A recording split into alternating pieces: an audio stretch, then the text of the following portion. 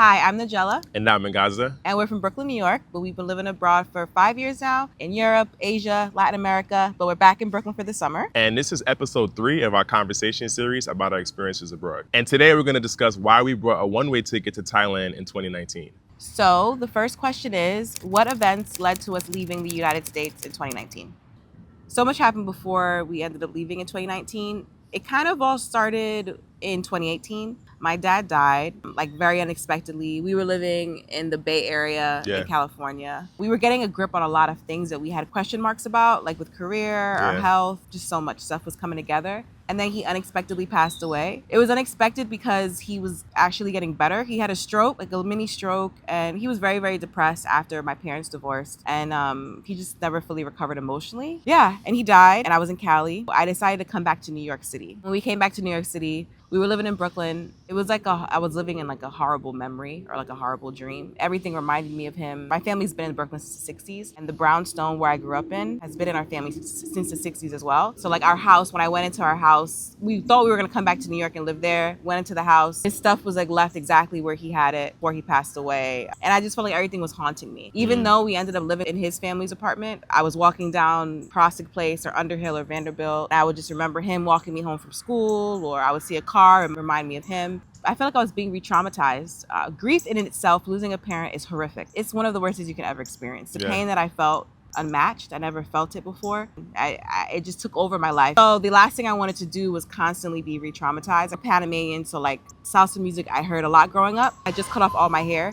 So I would be in the barbershop getting a lineup at the Dominican spot, and they'll play certain salsa songs, and I would just be crying and sobbing. So needless to say, I really wanted to change. I needed to not be in the U.S. I mean, even the U.S. itself reminded me of him. Everything. I mean, my whole life, right? My dad died when I was 28. I mean, that's 28 years of memory, and everything was painful. For me, I think that was one of the biggest reasons behind why I wanted to leave. And the icing on top was that my mom at that point had been fighting to keep the brownstone in the family for decades. She ended up selling it in the spring of 2019.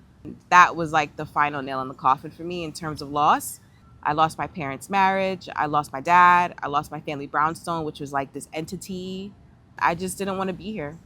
And I didn't feel like I was a part of the neighborhood in Brooklyn due to gentrification, but also just all the changes. I need to get away. My story starts a few years prior to Najee's story. Equally as sad. Sorry. Yeah, equally as sad. But prior to leaving in 2019 for Thailand, I lost my father in 2014. The story for me kind of lasted a little longer. He died in the apartment that I grew up in Brooklyn. And that was like a crazy traumatic moment, like passed away in my hands. I always think about the TV shows and movies that you see, and it's like, that's never gonna happen to me. Or you know everything that's gonna happen to you. But I had that crazy, tragic moment of losing my father. That was incredibly painful. And sadly, 2.5 weeks after my father passed away is when I got into medical school. So I shouldn't say sadly, it was bittersweet, but he didn't get a chance to see me get into a US allopathic medical school. I never really quite recovered after he passed away, especially going directly into school. Within my first semester, I decided that I was gonna take time off. I withdrew from med school, even though it was something I fought for so long and became my identity. It was something that took over my entire life, was the idea of being a physician and being able to help people, to heal people, to have that voice, and just in terms of what it represents in our community as African Americans. I held this huge responsibility and this pride and joy in doing that, fulfilling that dream of mine. And ultimately, I changed my mind and decided to let go. I decided to move on and focus on my healing. I went to medical school in Miami, Florida, and I decided to move back to Brooklyn. And that was the first time that I felt like change and moving my living space and sort of trying to fix my environment and having control of my environment was the way that I sort of went about healing. So for the next few years, it was about moving to this place, moving to that place. I left Miami, we came back to New York, and we moved within Brooklyn probably about 3 or 4 times within like a year span or so. After that, we headed to Sacramento. That lasted for a few months, and then we went to the Bay. That brings us back to 2018 when Najee's father was sick and eventually passed away. And so moving and changing my environment was the primary way that I sought control during that time. It was the primary way that I seen the most change come about for me. Was when I shifted my environment, I had an opportunity to heal. When I changed so many things about what was going on within and I wasn't able to go anywhere and I got to that block, I was like, okay, it's time to change environments. And we really developed a pattern of like moving and moving and moving to have a sense of control. My parents also divorced when I was a freshman in college. I also dealt with the family structure being different and changing. And I fought so hard over time, especially after I graduated and came home, to like make things the way they used to be, to try to fix things and make things normal. I put so much effort externally into changing things, changing people, changing situations, trying to make things be the way they used to be. And from 2014 to 2019, I'd spent so much time. I think I just ultimately decided that I wanted to put all that energy into myself. Question number 2, why did we pick Thailand? Why Thailand? I'll jump into this question first. If I summarize the biggest reason and the biggest point, the foundation of it was the low cost of living, the accessibility to having like a high quality lifestyle. And if I really break it down a little further, the reason why is because leaving medical school or leaving the goal of being a physician, you sort of lose a lot. It has to not only be your goal, but it has to be your identity, it has to be your hobby, it has to be your interest. You pour your soul into it. And there was this huge hole. And I didn't really want to fill it so quickly. You know, after I lost my father, I'd really learned the strategy of focusing on myself, focusing on healing, and really trying to unpack emotions that I didn't have access to prior to losing him. I wanted this experience in Thailand really to be about not how I'm gonna find a new career or how I'm just gonna replace medical school with the same thing, but like, how can I get to know myself? How can I get to understand Ngaza? How can I dive deeper into my emotions and figure out the fabric of what makes me, me? And the best way to do that was to have a lifestyle where I didn't have to focus on work as much. And the low cost of living in Thailand represented that. Also, being in the tropics and being in a tropical country like Thailand, it really reminded me of my father. Something like I mentioned in the previous episode was that he always talked about going back home, or he went back home, or the idea for me of living abroad was about splitting time. 6 months on, 6 months off. That's always what I thought of. Going to Thailand almost felt like I was getting a chance to go back to Vinci, getting a chance to like be there with him in a way that was realistic and doable. I actually tried visiting St. Vincent, and it was a little more challenging to basically be able to set myself up. The island's smaller, there's less access to things. And Thailand was just set up in a way where I could just hit the ground running. You can get Wi-Fi everywhere. There's a ton of expats for advice. It was sort of like a starter kit in terms of being able to like get out the country in a way that isn't easy, but is accessible. If you have money in Thailand, I feel like you can do whatever you want. You know, like you can. And not even like a lot of money by US standards, but you can have access to anything. You can restart your life there, literally. Yeah, you can. It's insane. It's incredible. The country's so connected. It really is. Being in a tropical place definitely was an opportunity to heal with my relationship with my dad. Maybe it was a way to like round out the last days of my father's life and thinking that he might have been happier back home instead of how he passed away in Brooklyn, New York. It's a bit tragic. Sad day, sad time, but I thought Thailand sort of like would heal that. And then the last point that I'll bring up, which kind of is the first reason, but not really the first reason. I gained a bunch of weight. I think that all of my vices I've removed. And the last thing for me to overcome was always my relationship with food. And I use food during times of being stressed. I use food during times of change, during a bunch of movement. And despite being a trainer, despite knowing all things about nutrition that I could know and being educated in that area, it was a severe challenge for me. So I gained a bunch of weight. And prior to leaving Thailand, I was teaching in a school, and there was a spring break, and it was the first time I did a 10-day water fast. Never water fasted in my life, but I did a 10-day water fast. That led to me leaving that job because I really felt like there was an opportunity for me to focus primarily on healing. The job was also super challenging, just emotionally. It was not a good situation. I was teaching at a school in Brooklyn, New York, teaching middle school science, actually. We both taught. That was crazy. Yeah, it was a tough time. The 10-day fast, I actually went raw. I did a raw fruitarian diet for about 3 months. And in August of 2019, I went to a fasting retreat in Costa Rica, and that was 26 days. So he water fasted for 26 days. Yeah, I water fasted for 26 days. I was prepared for it. It was the most incredible. No electrolyte and salts being added. No tea. Coffee, nothing like that. Just straight up spring water. No Wi-Fi, no access to anything, a cabin. Everything was minimal. It was this incredible experience where I had a chance to like really release and like let go of everything. So it was definitely a part of what I was doing and a part of the cleansing and the healing process. Sounds a little bit extreme, but you gotta use extreme things to get out of extreme situations sometimes. It's real. Replenishing my body with like the best high quality organic fruit that is available year round. You only have that in the tropics. Just having the opportunity to get the highest quality stuff was like a huge motivation. Why did I pick Thailand? I technically didn't pick Thailand. That's a whole story. So basically, we had plans because we wanted to travel. When we were in Brooklyn, I was like, I gotta get out. Like, and guys kind of knew I was like losing it. I was going through a lot. My dad just died. We both wanted to leave. We both wanted to leave. It was we were like, it's we time need some to trips. go. We gotta go. We gotta have a change. The fall that we left for Thailand, the fall of 2019, We had trips booked for Paris, New Montreal. Orleans, Montreal, Yeah. Toronto. And then we also booked Thailand for your 30th birthday. We did. So ironically enough, we were going to go to Thailand anyway, but it was going to be in February of 2020. Yep. So we had all these trips booked. But I remember the spring, we were at that job that sucked. And I also was consulting at the same time, which is another. So she was teaching and consulting. I was teaching and consulting. I was teaching and personal training. Yeah. And the focus at the time was us just getting out of debt. Yeah, the focus was getting out of debt. We were making so much money. We were like, let's save, get out of debt.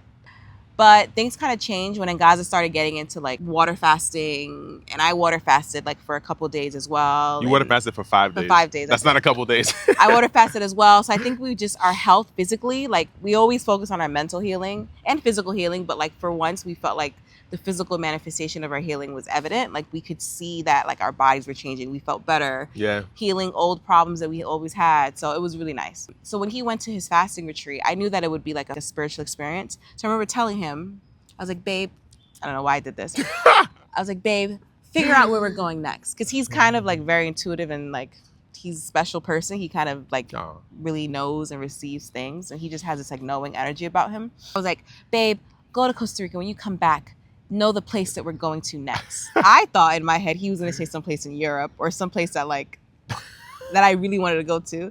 So he came back from the fasting retreat in August, and I had traveled like to see my sister in California, and I think I went camping alone with his mom, and like I was doing things like with our car, like going to gemstones. So I was like whooping it up in New York. Yeah, you were going to a bunch of gemstone I was fairs. like really like had a lot of independence with our car because I love driving. Yeah. And he came back and he was like, actually, we're going to South Africa. Yeah. That was the first place. And I was like, what? Oh my gosh. He was like, we're going to this farm in the middle of South Africa, in the middle of a safari, in the middle farm. of nowhere. Yeah. So and I was like, huh? And I was like, okay, well, I gave him this like position of deciding where we're going to go next. And I trust him wholeheartedly. So I was like, all right, f it. We're going to South Africa. Yeah. South Africa didn't end up working out. So my buddy actually passed away, sadly. My buddy Eben. So we were going to go to South Africa, me and Svenja actually. And my buddy Eben passed away. So that plan changed drastically. So we didn't go to South Africa. And then we were like, well, where are we going next? Because we can't wait for like one-off trips. We were like, no, we don't want one-off trips. We decided we wanted to like really leave the US. Yeah. Leave everything behind. Pack up our stuff, 2-bag swag. 2-bag swag. That's it. Like Always everything ready we own is on our back. Yeah. We like consolidated everything. And then the next place he was like, he made another friend, Tamir, at the fasting retreat, and he was talking about Koh Phangan, like this place that he loved. And Ngaza was like, we already had tickets planned for Thailand. To Thailand anyway, to go to Koh Phangan and go to the Full Moon Festival, but that was going to be in February. And Ngaza was like, let's go to Thailand. Like it just fit. Like his friend was super helpful, like getting us information. We had a lot of research to do anyway. How Thailand came about. Yeah. That's why we went to Thailand. Okay, so you chose to go to Thailand, right? But I guess I want to ask you, what did you feel with the place that you had to move to or that you decided to move to not being like primarily your idea? Like ideal? Yeah. It was hard for me. I think it was hard for me because I had an idea in my head of where I wanted to go be an expat or where I wanted to go be a digital nomad. And Thailand made sense because so many people are digital nomads there. I suppose I wanted to go to a country that felt more familiar, maybe like Europe, and go explore there. Also, the timing. The thing is, like, when he has a plan, he's like, let's execute immediately. Yeah. He's like, let's get it. And I'm more so like, hold on. Like, we call myself, like, I'm like a Mack truck. Like, it takes me a lot to shift direction. But when I shift, I'm focused and I can do it. And I'm like really on it. So in my head, I emotionally knew that we were going to move someplace else outside the US. But the speed at which we were going to do it at, I would have gone at a slower pace, which really is just procrastination. Then I kind of like... Well, sometimes. There's a lot of discernment in that procrastination. But sometimes it could be like, all right, okay, Naj, ready, like move, like action it. So I would have ideally liked to go for Thailand like a month after he wanted to go. So I think that like, because I had to leave sooner, it like threw off certain plans that I had that I wanted to do. Like I started writing and I started a blog after my dad died. Yeah. And I was taking photos and I was being really creative in Prospect Park, walking every day.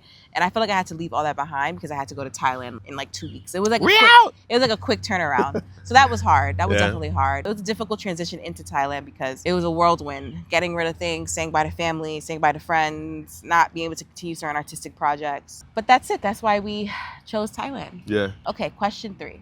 What excited and worried you the most about moving to Thailand? Okay, so what excited me the most, obviously, like I mentioned before, was the cost of living. The idea that you could live somewhere for like $1,000 a month or $1,200 a month or less was like mind-boggling to me. So our two-bag swag, we essentially basically knew how to be light. We knew how to basically be on our toes in case we had to leave one situation to go to the next. And I mentioned before, we were saving money, focusing on our credit, doing all the things that we should do as American citizens. And we decided to sell everything. So we sold DC, we sold our minivan, we got rid of all of our belongings, and we essentially just went there with a lump sum of money, and it afforded us the time to basically not have to work for about 12 to 14 months. And it wound up being like 16-ish months. So it was the first time I ever experienced that. But primarily, like I said, I was super excited about that $1,000 cost of living. And then the food. So I was so hyped going into Thailand for the food. Oh my God. Obviously, Caribbean food is not just in my top 5, but it's like top 1, top 2, probably top 3. But let's just say Caribbean food is top 1 and top 2. The food I like after that is probably Indian food. Then I like Mexican food, and Thai food probably rounds out the top 5. I was super excited about Thai food and the opportunity to be able to have like a whole meal for $1.50 or, Yeah. you know, street food only costs 10 cents, you know, whatever. But I think that was something I was looking forward to. And the last thing I was really excited about was the access to wellness, the access to healing. I really wanted to get cheap massages. So when I gained a ton of weight in between 2014 and 2019, one of the things that suffered was my hip. I had a hip injury when I was a kid and I had surgery. I have a pin in my hip. So that caused me to have a limp. It was a whole thing that went on surrounding that. I can unpack that at a different time. Getting access to a masseuse, having access to fresh fruit, everything was all about healing. So to think that like I can get a massage for like $6 or for $10. So the food, the massages, access to healing and health and wellness, living off of like $1,000 a month. Those were the reasons why I was super excited. So the thing that I was super worried about in Thailand was my day-to-day routine. How would I find like a grocery store? How would I find a gym? All those little things that like help you basically plan out your day and have a routine were things that I felt like would be incredibly threatened. Okay, I was excited about the food. We have excellent Thai food in Brooklyn, in New York, period. Yeah. And I ate it so much growing up, like, and I have so many memories surrounding Thai food.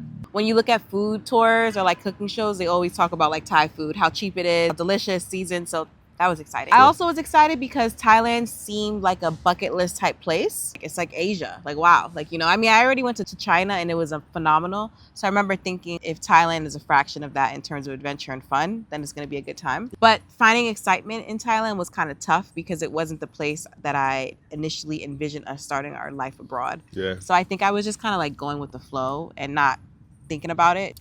Like I said before, I was really worried because I wasn't ready. I was anxious about if I could continue my creative projects there.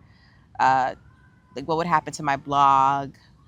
What would happen to my writing projects? I was also worried about how far it was. I wanted to leave home and I wanted to kind of have a chance away from family and from all the pain surrounding my dad's death and like the brownstone and all that stuff. But Southeast Asia is very far from Brooklyn. You know, the time difference. You can't be further. No, I mean, it was 12 nuts. hours. I think it's that time. What time? It's time for Would You Rather questions.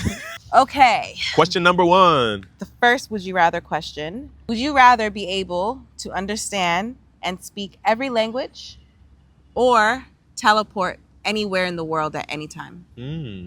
I think I would prefer teleportation. I could always teleport to like a word dictionary I don't know about that. You might get stuck in the book. and pretend that I like know the language. No, I prefer to teleport. You kidding me? No flights. I wouldn't have to walk. No stress for waiting on lines. I'll just teleport right into the plane, or I'll just teleport Out of a bad situation because you don't speak the language. Oh my gosh! Like, what if you commit crimes Just and teleport out of it. you never get in trouble? Bing. But yeah, I would choose actually speaking every language because I get so frustrated when I'm abroad. True. And I can't connect with people. Like I'm trying to make friends with someone. It's like it's a language barrier. I cannot be friends with someone. Yeah. I don't know how people do it. Whatever. But I can. It's hard to be friends, and I cannot communicate with you. And all the nuances of like culture and like community is you feel it through language. Yeah. And I can get myself out of any situation. Okay, so for the second would you rather question is, would you rather solve world hunger or solve global warming? Ooh. Hungry bellies, disastrous environment. The reasons for both are like evil, selfish people at the top taking resources. So like if I solve either problem, is that like going to remove bad people? Like all the people that are like abusing others? You know what I mean? Well, are we solving the root of the issue or are we just solving it? I know if you solve any issue, you have to solve the root of the issue. Maybe it's those bad people's behaviors, not the bad people. Eat the rich. No, I'm kidding. Oh, I don't know. You answer first. I will definitely solve global warming. Because if you solve global warming, then it's more likely that you can also solve world hunger because the soil won't be screwed up. The Hmm. water will be nice and clean. We'll have consistent like environments and weather patterns and cycles so farmers get rain when they expect it. Yeah, I'm agreeing with you. I would solve global warming. It's Okay. it's Yeah. getting scary now. Yeah. And then we don't have a house to live in. Yeah. It don't matter if we're hungry. Yeah. we need the planet to be good. Yeah. So you agree Oof, with me? I would agree. I agree with you. Number 2, global warming. 3. All right. Peace. See you next time.